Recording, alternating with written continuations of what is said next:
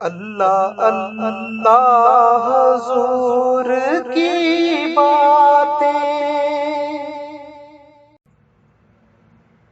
اعوذ باللہ من الشیطان الرجیم، بسم اللہ الرحمن الرحیم۔ السلام علیکم۔ نئے دوست اس سلسلہ سے جڑنے کے لیے چینل سبسکرائب کر کے گھنٹی کو دبا دیں۔ صحیح بخاری کتاب الایمان، حدیث نمبر 18۔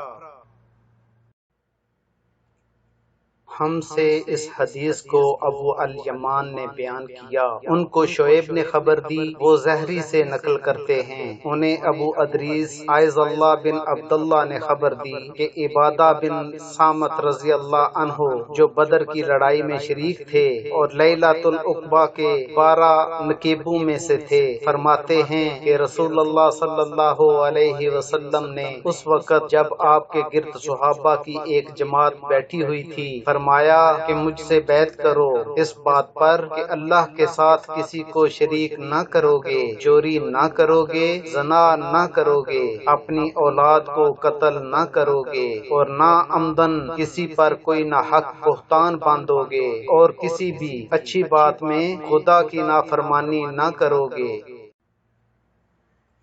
جو کوئی تم میں اس عہد کو پورا کرے گا تو اس کا ثواب اللہ کے ذمہ ہے، اور جو کوئی ان بری باتوں میں سے کسی کا ارتکاب کرے اور اسے دنیا میں اسلامی قانون کے تحت سزا دے دی گئی تو یہ سزا اس کے گناہوں کے لیے بدلہ ہو جائے گی، اور جو کوئی ان میں سے کسی بات میں مبتلا ہو گیا اور اللہ نے اس کے گناہ کو چھپا لیا تو پھر اس کا معاملہ اللہ کے حوالہ ہے، اگر چاہے معاف کرے اور اگر چاہے سزا دے دے۔ عبادہ کہتے ہیں کہ پھر ہم سب نے ان سب باتوں پر آپ صلی اللہ علیہ وسلم سے بیعت کر لی۔ واللہ بالصواب۔ والسلام۔